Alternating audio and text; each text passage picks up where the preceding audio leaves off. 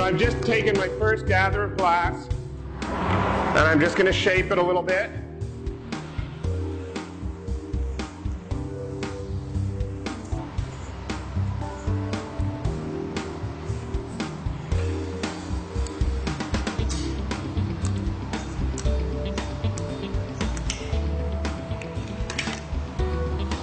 Now I'm going to reheat it so the edges will be nice and hot, and I'll be able to roll up those little chips. Little chips of very densely colored glass that's made specifically for glass blowers to decorate and color their pieces.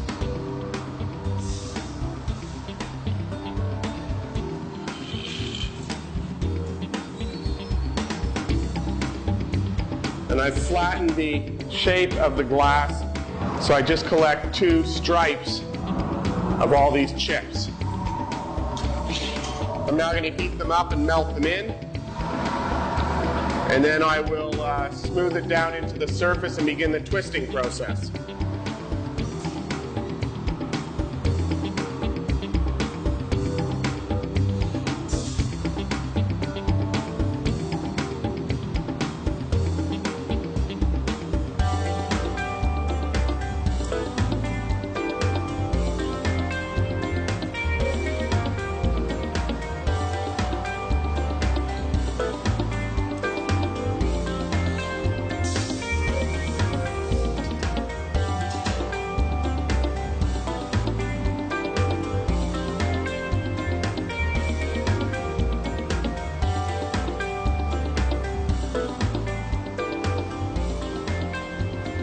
So I've got it smoothed down, it's symmetrical, I've got a nice twist on the upper part of it.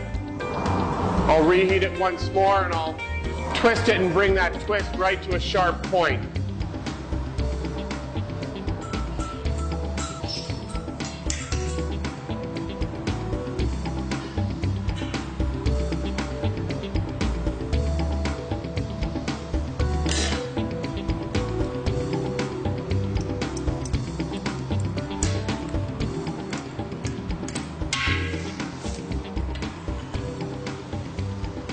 I want to make very sure to keep the shape and the patterning very centered and symmetrical.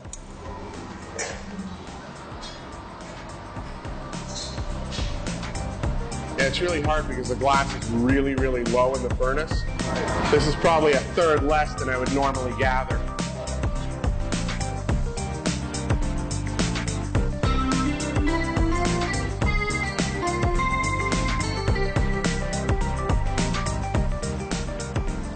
So now it's nice and smoothed out, made perfectly symmetrical.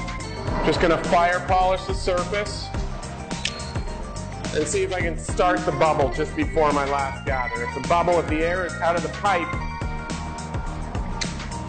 it just makes life a little bit easier. So I'm just waiting for it to cool a little bit to stiffen it up, and then I'll go and put a layer over this.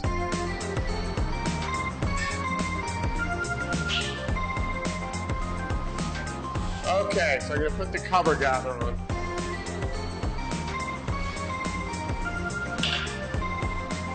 So now the colored glass is cased between 2 layers of clear.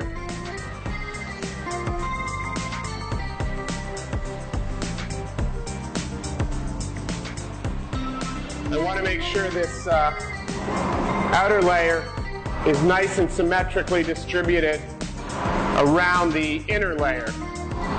I want a little bit extra at the bottom, but I want it evenly distributed around.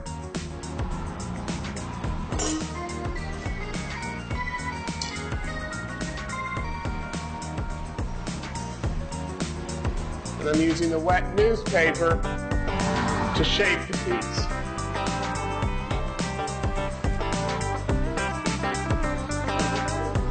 The Wall Street Journal. Price is right, it's flexible, and you can tailor them a little bit to the type of work you're doing. Whether you need it really thick, or really big, or really small. Now the core of this is still a little bit cool, so I have to reheat it before I can blow it anymore.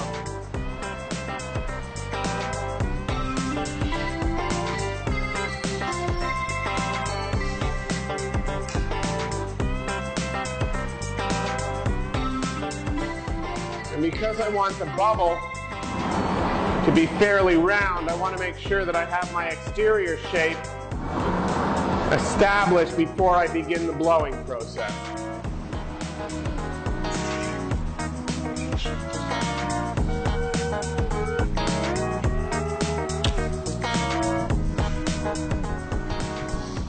So I've gone into the pipe, trapped the air under pressure with my thumb, and the air wanting to lower its pressure can only do that by expanding.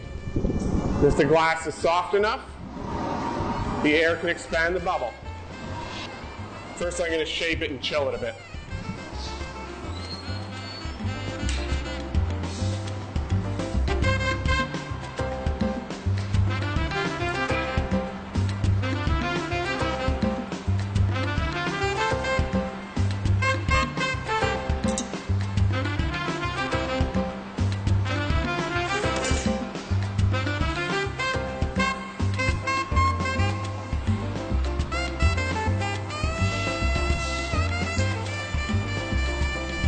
How's this?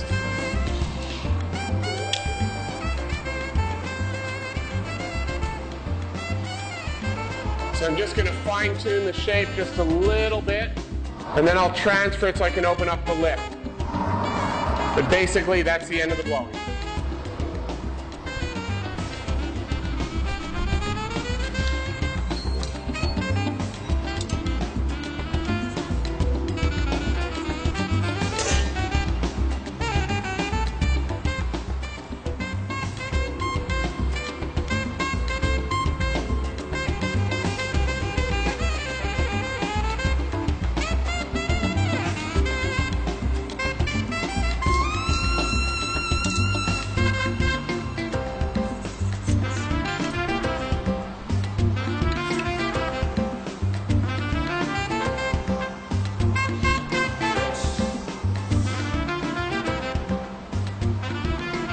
That's lower than we usually drain it to change the pot.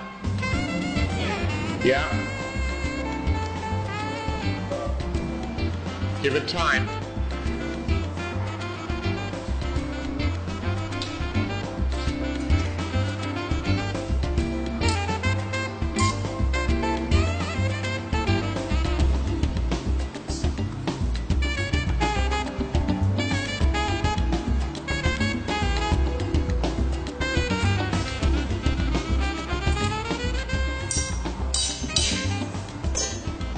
So the actual time spent blowing is a very, very small part of the actual process, but it is the thing that made glass from something that was very, very precious because there was very little you could do with it and it was very difficult, to something that could be used to make regular household items. So I'm going to stretch the neck out a little bit, which will also thin it out. I'm going to accentuate the twist of the color in the neck. Then I'll trim it to make it straight and even, and I'll flare the lip right out.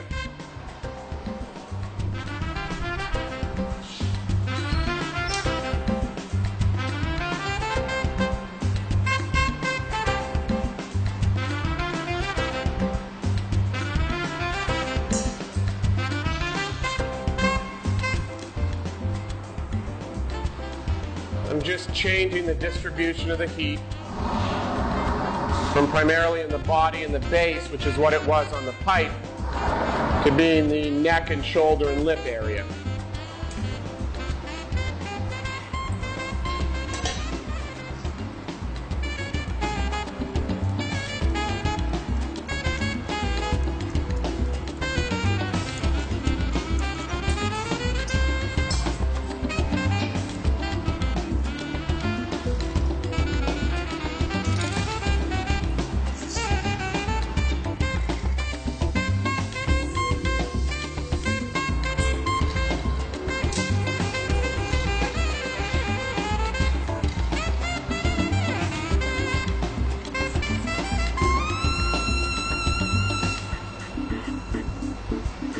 So I'll do that once more, and then I'll heat it up and trim it.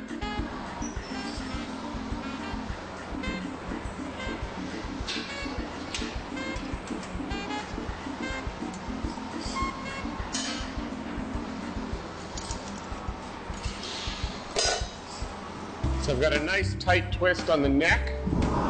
So when I flare it open, it'll have a nice spiral on it.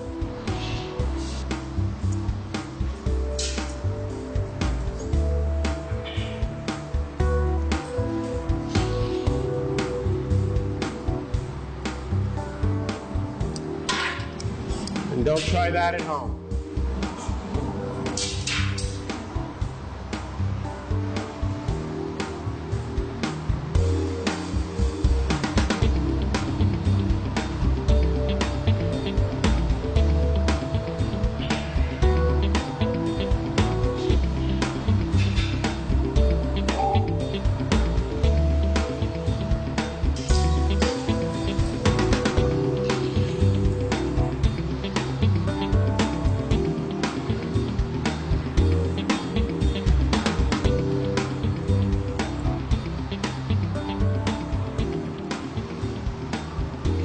So I flared the lip open. Now I want to close the neck down so it's the right size for a stopper.